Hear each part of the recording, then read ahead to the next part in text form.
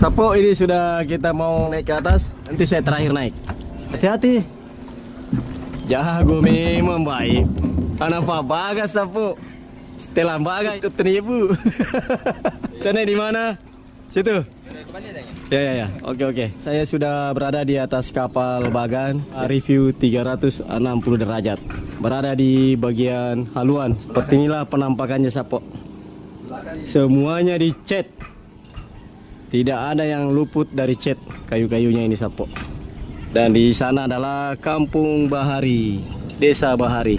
Pelabuhannya di sana. Bagan yang dibuat sekarang ini kayu apa? Bodi kapal ini Pak menggunakan kayu besi. Full body ini Pak, kayu besi semua. Baratengnya di bagian rambut itu pakai mata kucing.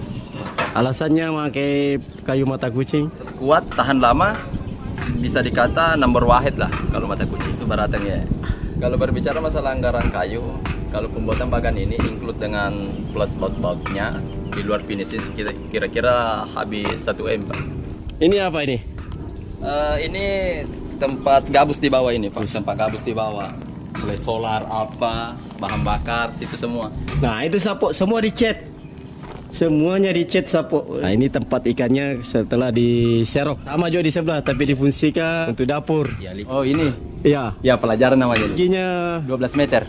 12 meter. Ciri khas Palbagan Sinjai ini. Bapak ini kan dari Palopo Bugis juga. Hasil kolaborasi semua Pak. Jadi setiap itu kita sebagai pembuat bakam, jangan itu saja mau dibikin. Ya.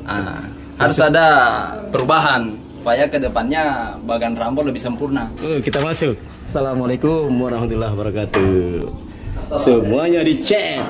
Kita serasa berada di rumah panggung yang eksklusif. Tapi ini di kapal Bagan Sapo.